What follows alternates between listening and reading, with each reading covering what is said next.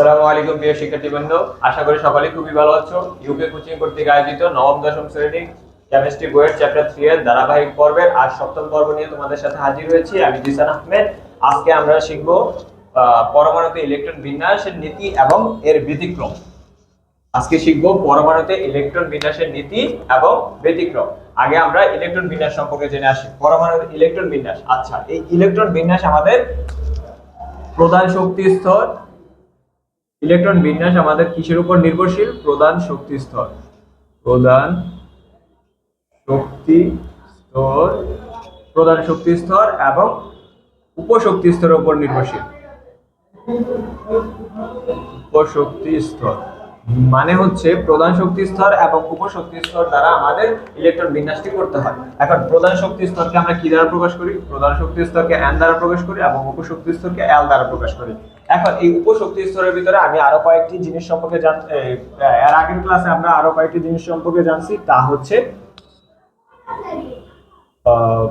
1s মানে হচ্ছে s p d f, এই চারটি অরবিটাল সম্পর্কে জানতে পারছি। এর আগের অরবিটাল তো উপশক্তি স্তর, এই উপশক্তি স্তরের ভিতরে এই চারটি জিনিস থাকে sp df, এবং এই sp df এর ভিতরে আমাদের ইলেকট্রন গুলো সুন্দরভাবে বিন্যস্ত থাকে, মানে সুসজ্জিতভাবে থাকে। এখন এগুলো কিভাবে থাকে তা আমাদের জানতে হলে সবার আগে আমাদের দেখতে হবে, এর আগের ক্লাসে অবশ্য আমরা এই সম্পর্কে অনেকটা জেনে এসেছি। এখানে শুধু আমরা ইলেকট্রন বিন্যাসের নীতি সম্পর্কে জানবো। এই প্রধান শক্তি স্তর আর উপশক্তি স্তরকে আমরা এর আগের ক্লাসেই বলেছি, যদি প্রধান শক্তি স্তর n = 1 হয় তাহলে আমাদের উপশক্তি স্তর l এর মান কত হবে? l এর মান হবে 0। আর যদি l এর মান 0 হয় তাহলে আমাদের প্রথম শক্তি স্তরে 1s হবে, মানে প্রথম যে কক্ষপথটা হবে সেটার মান যদি 1 হয়, মানে প্রথম কক্ষপথের ভিতরে l এর মান, উপশক্তির মান 0, এবং আমাদের যখন ইলেকট্রন বিন্যাস করতে যাব তখন আমরা লিখব 1s যখন প্রথম শক্তি স্তর। এটা যদি চিত্রটা, আচ্ছা চিত্রটা আমরা কিছুক্ষণ পর দেখতেছি। এখন আগে আমরা কি করি, এবার প্রত্যেকটা আগের ক্লাসে অবশ্যই এগুলো দেখানো হয়েছে, আমি তারপরও তাড়াতাড়ি করে লিখে দিচ্ছি সবগুলো। l এর মান 0 1 এবং এখানে হবে যেহেতু 2 নম্বর কক্ষপথ তাহলে 1s 2s 2p। এবার হচ্ছে 3 নম্বর কক্ষপথ, l এর মান হবে আমাদের 0 1 2 এবং ইলেকট্রন গুলো এখানে থাকবে 3s 3p 3d। ওকে, এখানে থাকবে। এখন যদি আমরা এটাকে চিত্রের মাধ্যমে প্রকাশ করি কিভাবে হবে? আমরা যে কোনো একটি পরমাণু, এটা হলো নিউক্লিয়াস। এই নিউক্লিয়াসকে কেন্দ্র করে বিভিন্ন কক্ষপথ থাকে। এটা হলো আমাদের প্রথম কক্ষপথ। এই প্রথম কক্ষপথ, এই যে n = 1 তাহলে l এর মান কত? 0। আর এই প্রথম কক্ষপথকে যদি হয় তাহলে আমরা ওই যে মৌলটা লিখবো ওটার ইলেকট্রন বিন্যাস হিসেবে 1 লিখবো। কারণ কি, 1 হলো আমাদের প্রধান শক্তি স্তর এবং s মানে উপশক্তি স্তর। এটার ভিতরে তাহলে এটার নামটা হবে কি? 1s। এটাকে কি লিখতে পারি? 1s। এবার যদি 2 নাম্বারটা কি, 2 নাম্বারটার ভিতরে কি আছে? কক্ষপথ নাম্বার 2। এই যে আমাদের 2 নাম্বার কক্ষপথ। এখন 2 নাম্বার কক্ষপথের ভিতরে l এর মান পাইছি 0 1 আর এবং 2 ইলেকট্রন বিন্যাস যদি করতে চাই তাহলে লিখতে হবে, মানে 1 নাম্বার কক্ষপথের পর যখন আমরা 2 নাম্বার কক্ষপথে ঢুকবো তখন লিখবো হলো 2s এবং 2p। এখন লিখি আমি 2s 2p। দ্বিতীয় কক্ষপথে হবে 2s 2p। ওকে, দ্বিতীয় কক্ষপথে তাহলে আমি এখানে লিখে দিই 2s আর হচ্ছে 2p। কথা ক্লিয়ার? এবার যদি আমি 3 নাম্বার কক্ষপথ লিখি সেম আগের মতো হবে। 3 নাম্বার কক্ষপথের ভিতরে আমাদের আছে হচ্ছে n এর মান 3, l এর মান 0 1 2 আর যদি আমরা এখানে বলি 3s 3p 3d। আচ্ছা, তাহলে এখানে কি হবে? 3s 3p 3d এভাবে বাড়তে থাকবে, মানে আমরা এভাবে ইলেকট্রন গুলো সজ্জিত করব। এখন আমাদের ইলেকট্রন যেহেতু আমরা এভাবে ডায়াগ্রাম আকারে আঁকবো না, আমাদের ইলেকট্রন বিন্যাসের নিয়ম শিখতে আসছি, তাহলে এভাবে আমরা কি করব? 1s, আচ্ছা এখানে তো পরেরটা লিখি নি, 1s 2s 2p, তারপর হচ্ছে 3s 3p 3d, এর পরবর্তীতে যাবে 4s 4p 4d 4f এভাবে চলতে থাকবে, আমাদের ক্রমান্বয়ে চলতে থাকবে। আচ্ছা, এখন আমরা যদি যে কোনো একটা মৌলের ইলেকট্রন বিন্যাস করতে যাই তখন আমাদের জন্য এখান থেকে সহজ হয়ে যাবে। এখন আমি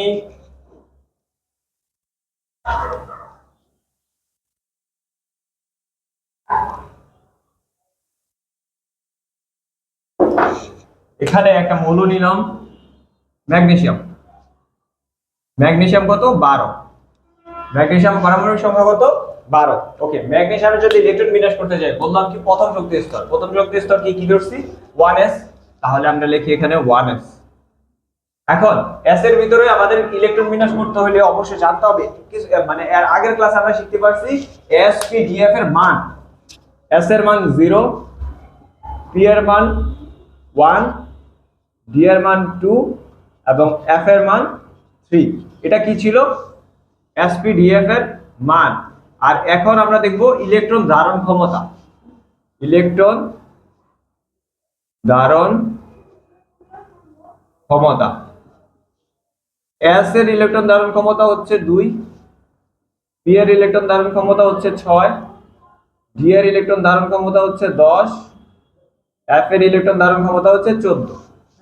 এখন আমরা ইলেকট্রন বিন্যাস করতে হলে আমাদের এটাকে খেয়াল করে পরে কাজ করতে হবে। কখনো আমরা ওইটাকে চিন্তা করবো না, ওইটা মান নির্ণয় করতে যাব তখন এটা ব্যবহার করব। এখন এখানে আমরা ইলেকট্রন বসাইতেছি। এই প্রথম শক্তি স্তর কয়টা ইলেকট্রন থাকবে, দ্বিতীয় শক্তি স্তর কয়টা ইলেকট্রন থাকবে, তৃতীয় শক্তি স্তর কয়টা ইলেকট্রন থাকবে, তা আমরা বের করতে যাব। আর এটা বের করার জন্য ইলেকট্রন ধারণ ক্ষমতা প্রয়োজন। এখন প্রথম শক্তি স্তরে বললাম s আছে শুধু, তাহলে s এর ভিতরে কয়টা ইলেকট্রন থাকতে পারে? 2টি। তাহলে আমি এখানে লিখলাম 1s স্কয়ার। আচ্ছা, 2টি ইলেকট্রন দিয়ে দিলাম। এখন প্রথম শক্তি স্তরটা আমি প্রথম শক্তি স্তরে কি লিখছিলাম? শুধু 1s। দ্বিতীয় শক্তি স্তরে লিখছিলাম কি? 2s 2p। তাহলে আমি এখানে লিখি 2s 2p 2s 2p। এখন আবার আমাদের সামনে আসলো s। s এর ভিতরে কয়টি ইলেকট্রন থাকতে পারে? দেখি আমরা, s এর ভিতরে 2টি ইলেকট্রন থাকতে পারে এবং p এর ভিতরে কয়টি ইলেকট্রন থাকতে পারে? 6টি। দিলাম 6টি। এখন টোটাল আমরা কাউন্ট করব কয়টি হয়েছে। 6 আর 2 টোটাল হলো 8, আর 8 আর 2 কত হলো? টোটাল 10। এখানে আমাদের 2 নাম্বার কক্ষপথে কয়টি চলে গেছে? 10টি। মানে প্রথম এবং 2 নাম্বার মিলে টোটাল গেল আমাদের 10টি ইলেকট্রন। আমাদের আছে কয়টি? 12টি না? তাহলে 3s। এখন 3 নাম্বার কক্ষপথে ঢুকবে। 3 নাম্বার কক্ষপথটা কি? 3s। 3 নাম্বার কক্ষপথে আছে 3s, 3p এবং 3d। কিন্তু আমরা তিনটার ভিতরে যাইতে পারবো না। কি কারণে যাইতে পারবো না? কারণ আমাদের ইলেকট্রন আছে আমাদের মাত্র 2টি। যদি 2টি ইলেকট্রন থাকে তাহলে s এর ভিতরে সর্বোচ্চ কয়টি ইলেকট্রন থাকতে পারে? 2টি। তাহলে s এর উপরে আমি দিয়ে দেই 2টি ইলেকট্রন। আর পরবর্তীগুলো তাহলে আমাদের লেখার প্রয়োজন নেই। তাহলে এখন আমি এখানে যদি কাউন্ট করি 2 2 4 আর 6 10, 10 আর 2 12। ওকে, ম্যাগনেসিয়ামের তাহলে এটাই হলো ম্যাগনেসিয়ামের ইলেকট্রন বিন্যাস। এখন এই ইলেকট্রন বিন্যাস করতে গিয়ে এখানে তো আমাদের খুব সুন্দরভাবে হয়ে গেছে, কিন্তু এখন যদি আমরা আরেকটু বড় একটা ইলেকট্রন বিন্যাস করি, আমরা যদি পটাশিয়ামের ইলেকট্রন বিন্যাসটা করি,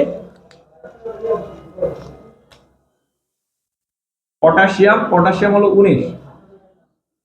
পটাশিয়ামের ইলেকট্রন বিন্যাস করলে প্রথমে 1s, পরে 2s 2p, 3s 3p 3d 4s। ওকে, এখন আমরা উপরে পাওয়ারগুলো মানে ইলেকট্রনগুলো দিই। প্রথম ইলেকট্রনে s এর ভিতরে কয়টি থাকতে পারে? 2টি। এখানে s এর ভিতরে 2টি, p এর ভিতরে কয়টি? 6টি। টোটাল হলো 10টি। 10 2 12 12 আর p এর ভিতরে থাকতে পারে 6টি। কয়টি হলো? 18টি হয়ে গেছে। এখন আমাদের ইলেকট্রন আর আছে কয়টি? এখানে কয়টি হচ্ছে? 10 আর 8 18টি হয়ে গেছে। আমাদের আছে হলো পটাশিয়াম 19টি। তাহলে আরেকটি কোথায়? 3d তে যাওয়ার কথা না? যেহেতু 3d প্রাপ্য সিরিয়াল অনুসারে, কারণ এটা তো 3 নাম্বার কক্ষপথ, 4 নাম্বার কক্ষপথ তো না, 3 নাম্বার কক্ষপথে যাওয়ার কথা না। কিন্তু এখানেই আসে আমাদের ইলেকট্রন বিন্যাসের নিয়ম। এই যে যেটা লিখছি পরমাণুতে ইলেকট্রন বিন্যাসের নীতি, এখানে 3d তে না গিয়ে 4s এ যাবে। 3d কত হবে? 0। 3d 0। এখন এই 3d টা চাইলে আমরা লিখতেও পারি, নাও লিখতে পারি, কিন্তু আমাদের এখানে 3d তে না গিয়ে 4s এ গেল কেন? আমাদের সিরিয়াল অনুসারে তো এটা ছিল যে 3s 3p 3d, তারপর যাবে 4s 4p 4d 4f। এভাবে সিরিয়াল অনুসারে যাওয়ার কথা না? কিন্তু কি কারণে গেল না, আমাদের 3D তে না গিয়ে ইলেকট্রনটা কেন 4s এ গেল, 3D তে না গিয়ে কেন 4s এ গেল। এখন এটার ব্যাখ্যা যদি বলতে চাই তখন আমাদের আসে ইলেকট্রন বিন্যাসের যে নীতিগুলো আছে ওই নীতির ভিতরে। ইলেকট্রন বিন্যাসের নীতির ভিতরে আপনাদের বইয়ে আপাতত শুধুমাত্র আউবাউফ নীতির কথা বলা হয়েছে। আউবাউফ নীতিটা কি, যে ইলেকট্রন সর্বদা সর্বনিম্ন শক্তি স্তরে আগে প্রবেশ করে এবং পরবর্তীতে ক্রমান্বয়ে সর্বোচ্চ শক্তি স্তরে প্রবেশ করে। এখানে কি বললাম, ইলেকট্রন সর্বদা সর্বনিম্ন শক্তি স্তরে আগে প্রবেশ করে এবং সর্বোচ্চ শক্তি স্তরে ক্রমান্বয়ে পরবর্তীতে প্রবেশ করে। এখন সর্বোচ্চ এবং সর্বনিম্ন শক্তি স্তর কিভাবে আমরা বের করব? সর্বোচ্চ এবং সর্বনিম্ন শক্তি স্তর বের করার জন্য আমাদের এখানে আবার প্রধান শক্তি স্তর এবং সহকারী শক্তি স্তরের উপশক্তি স্তর, প্রধান শক্তি স্তর এবং উপশক্তি স্তরের সমষ্টি লাগবে। এখন এই যে বললাম শক্তি, কোনটা শক্তির বেশি, এখানে যেহেতু আমাদের এই দুইটা নিয়ে প্রবলেম হচ্ছে, মানে 3D এবং 4s, এই 3D এবং 4s এর ভিতরে আমাদের শক্তির পরিমাণ বের করতে হবে। যার শক্তি কম তার ভিতরে ইলেকট্রন আগে প্রবেশ করবে এবং যার শক্তি বেশি তার ভিতরে ইলেকট্রন পরে প্রবেশ করবে। এটা বের করার জন্য আমাদের কি করতে হবে, আমাদের প্রধান শক্তি স্তর n এবং উপশক্তি স্তর l এর প্রয়োজন হবে। এই দুইটা সমষ্টি মানে হচ্ছে n এবং l এর সমষ্টি যদি কম আসে, যেটার মান কম আসবে সেটার ভিতরে ইলেকট্রন আগে যাবে। তাহলে আমরা এখানে যদি দেখি, এটাকে n প্লাস l এর নীতিও বলা হয় বা আউবাউফ নীতি বলে। n প্লাস l এর নীতি বা আউবাউফ নীতি। এই আউবাউফ নীতির কাজটা হচ্ছে কি, আমি আবারই বলতেছি, আউবাউফ নীতিটা হচ্ছে ইলেকট্রন সর্বদা সর্বনিম্ন শক্তি স্তরে আগে প্রবেশ করে এবং ক্রমান্বয়ে পরবর্তী শক্তি স্তরে মানে সর্বোচ্চ শক্তি স্তরে প্রবেশ করে। এখন এটা যদি বের করতে যাই তাহলে আমরা সূত্র অনুসারে এখানে লিখি n প্লাস l, এখানেও লিখি n প্লাস l। ওকে, এখন n বলতে এখানে কি, প্রধান শক্তি স্তর, যা আমরা আগে জেনে আসছি। এই যে সামনের সংখ্যাগুলো এগুলো দ্বারা কি প্রধান শক্তি স্তর বোঝা যায়। এখানে যে আঁকছিলাম প্রথম শক্তি, একটা প্রথম শক্তি স্তর দিছি, ওইখানে 1s লিখছি, দ্বিতীয় শক্তি স্তর দিছি 2s 2p লিখছি, তৃতীয় শক্তি স্তর 3s 3p 3d লিখছি। ওকে, তাহলে এখানে এই যে n বলতে আমাদের প্রথমটা বোঝাইছে, মানে সামনে, এটা তো l হচ্ছে তো উপশক্তি স্তর, আর এই যে সামনে যেটা থাকে সেটা হচ্ছে কি প্রধান শক্তি স্তর। তাহলে এখানে লিখি প্রধান শক্তি স্তর 3 প্লাস উপশক্তি স্তর কি l। এখন l এর মান, এখানে কিন্তু ইলেকট্রন ধারণ ক্ষমতা না, এখানে কি হবে মান। এখন মান কোনটা, এখন কাজ করব আমরা এটা নিয়ে। এখন মান কত, d এর মান কত, d এর মান হচ্ছে 2, তাহলে টোটাল আসে কত 5। ওকে, এটা 5 আসলো। এখানে যদি আমি করি, এখানে n এর মান কত 4, l এর মান কত s, s এর মান আমাদের কত s = 0, তাহলে এখানে 0 বসালাম, হইলো কত 4। এখন দেখেন আমি এবার সূত্র অনুসারে যান, ইলেকট্রন সর্বদা সর্বনিম্ন শক্তি স্তরে আগে প্রবেশ করে এবং সর্বোচ্চ শক্তি স্তরে পরে প্রবেশ করে। এখন দেখেন তো 3D এবং 4s এর ভিতরে কার শক্তি কম, অবশ্যই এটার শক্তি কম, 4s এর কম। যেহেতু 4s এর কম, এই কারণে যে 19 পটাশিয়ামের যে সর্বশেষ যে ইলেকট্রনটি ছিল, মানে 19 নাম্বার ইলেকট্রনটি, সেটি 3D তে না গিয়ে 4s এ গেছে। এখন কি আমাদের কথাটা ক্লিয়ার, যে ইলেকট্রন বিন্যাস নীতির ভিতরে আমরা নরমালি ভাবে ইলেকট্রন বিন্যাস ফার্স্টে দেখলাম এবং ফার্স্টে ইলেকট্রন বিন্যাস দেখে গিয়ে ম্যাগনেসিয়াম দেখলাম, কোনো প্রবলেম নেই। কিন্তু আমাদের পরবর্তীতে যখন আরেকটু বড় ইলেকট্রন বিন্যাস আসে বা বড় মৌলগুলো আসে, তখন আমরা দেখতে পারি 3D এবং 4s এর ভিতরে সমস্যা হয়। সমস্যাটা কি, 3D তে যাওয়ার কথা কিন্তু 3D তে না গিয়ে যায় হচ্ছে 4s এ। এখন 4s এ কি কারণে যায়, সেটা হচ্ছে আউবাউফ নীতি অনুসারে, যে ইলেকট্রন সর্বদা সর্বনিম্ন শক্তি স্তরে আগে প্রবেশ করে এবং সর্বোচ্চ শক্তি স্তরে পরে প্রবেশ করে। এখন সর্বোচ্চ এবং সর্বনিম্ন শক্তি স্তরগুলো কিভাবে বের করব, তা n প্লাস l, n হলো প্রধান শক্তি স্তর, l মানে সব উপশক্তি স্তর। এই উপশক্তি স্তরের সমষ্টির মাধ্যমে আমরা বের করতে পারি। এখন সমষ্টির মাধ্যমে বের করে দেখলাম 4s এর ভিতরে 4s এর মান হচ্ছে 4 এবং 3d এর মান হচ্ছে 5। এখন যেহেতু 4s এর মান ছোট, তাহলে ইলেকট্রনটি যে লাস্ট ইলেকট্রনটি থাকবে তা 4s এ প্রবেশ করবে, 3d তে যাবে না। কথা ক্লিয়ার? তাহলে আমরা এখান থেকে পরমাণুর ইলেকট্রন বিন্যাসের যে নীতিটা আছে ওটুকু কমপ্লিট করলাম। এখন আসি আমরা ব্যতিক্রম। কি এখন করব আমরা ব্যতিক্রম।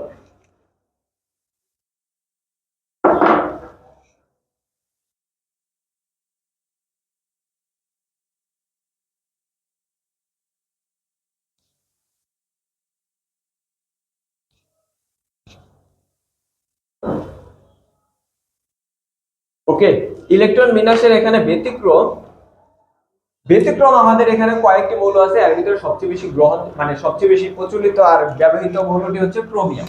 এখন আমরা নরমালি আগে ক্রোমিয়ামের ইলেকট্রন বিন্যাস করি, তারপর আমরা ব্যতিক্রম বুঝতে পারবো, মানে ব্যতিক্রম কথাটি ভালোভাবে প্রকাশ করব। এখন ক্রোমিয়ামের ইলেকট্রন বিন্যাস, আমাদের ওই ইলেকট্রন বিন্যাস, এই যে কিছুক্ষণ আগে যে আমরা ইলেকট্রন বিন্যাসটি করলাম, সেই ইলেকট্রন বিন্যাসের অনুযায়ী যাব। যেহেতু প্রথম শক্তি স্তর, এই কারণে 1s। এস এর ভিতরে কয়টি ইলেকট্রন থাকে? দুইটি। এস এর ভিতরে থাকে আমাদের দুইটি ইলেকট্রন, লিখলাম দুইটি ইলেকট্রন। তারপর হচ্ছে 2s 2p, এখানেও এস এর ভিতরে থাকে দুইটি ইলেকট্রন, পি এর ভিতরে 6টি। তারপর 3s 3p 3d 4s। এখন আমি যদি এখানে দিই দুইটি, এখানে 6টি, টোটাল হইলো কয়টি আমাদের? আবার হলো 18টি। 18টি হলো না? এখন 18টি হইলে আমাদের যে ইলেকট্রন বিন্যাস আর কয়টা ইলেকট্রন বাকি থাকে?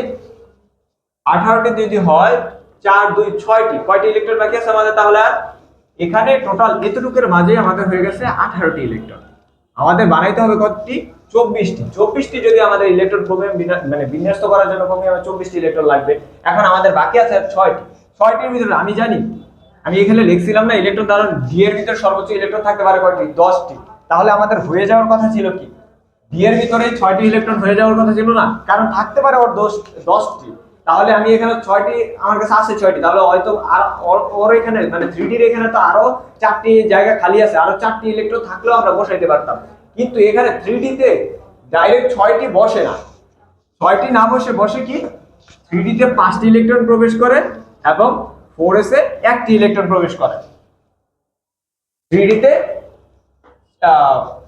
ওয়েট, এখানে আরেকটু ক্লিয়ার ভাবে বলি। 3D 4s, ওকে।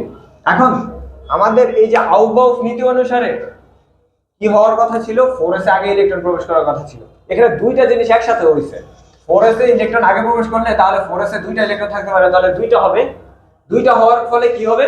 এখানে আর কয়টা ইলেকট্রন? 6টা থেকে যদি দুইটা চলে যায় তাহলে আরো 4টি থাকে, এখানে 4টি হওয়ার কথা ছিল। এটাও হলো না। এটা হলো ফার্স্ট নিয়ম।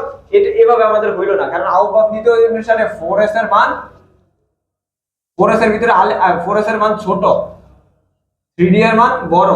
তাই কি করবে? ইলেকট্রন 4s এ আগে প্রবেশ করবে। কিন্তু এখানে 4s এর ভিতরে প্রবেশ করলে এই 4s এর ভিতরে 6টি ইলেকট্রনের ভিতরে 4s এর ভিতরে 2টি ইলেকট্রন প্রবেশ করতে পারে এবং 3d এর ভিতরে বাকি যে 4টা থাকবে ওটা প্রবেশ করবে। কিন্তু আমাদের এখানে এই যে এতটুকু লিখলাম, এটাও আমাদের হবে না। এটা আমাদের নরমাল বলছি, কিন্তু আমরা এটা ব্যতিক্রম করতেছি, তাহলে আমাদের নরমাল নিয়ম অনুসারে হবে না। এখন যদি আমরা আরেকটা নিয়ম দেখি, 3d 4s। এখন 3d আমরা যদি নরমাল ভাবে কেউ যদি ওই n প্লাস, এটা হচ্ছে কার নিয়ম অনুসারে করলাম? n প্লাস l বা আউটবাউফ নিয়ম অনুসারে শক্তি স্তর বের করে করলাম, ওইভাবে হলো না। এখন যদি আমরা নরমাল ভাবে যাই, মানে হচ্ছে আমাদের এখানে যাওয়ার পর 18টি হইলো, বাকি থাকে 6টি। এই 6টি যদি আমি এখানে 6টি দিয়ে দিই তাহলে এটা হবে 0। তাহলে আমাদের এই অনুসারে মানে এভাবে যেভাবে সাজাইলাম পুরো স্বাভাবিকভাবেও আমাদের হবে না, কারণ এটা হচ্ছে ক্রমিক জিনিস। আমরা আপাতত করতেছি হচ্ছে ব্যতিক্রম। যদি ব্যতিক্রম করতে থাকি তাহলে অবশ্যই এখানে ব্যতিক্রম কিছু আছে। এখন এখানে ব্যতিক্রম কি আছে সেটাই আমরা দেখব। 3d এবং 4s। 3d তে এখন আমাদের যে 6টা ইলেকট্রন আছে, এই 6টা ইলেকট্রনের ভিতরে ওদের দুইজনের ভিতরে ভাগাভাগি হয়ে যাবে। এখানে হবে 5টি, এখানে হবে 1টি। এখন এখানে 5টি আর এখানে 1টি হলো কেন? এটা কারণ কি? দুইজনের ভিতরে কি কারণে মানে এটার ভিতরে 5টি গেল, ওটার ভিতরে 1টি গেল, কি কারণ? আমাদের ইলেকট্রন বিন্যাসের ব্যতিক্রম নিয়ম অনুসারে প্রত্যেকটি sp-df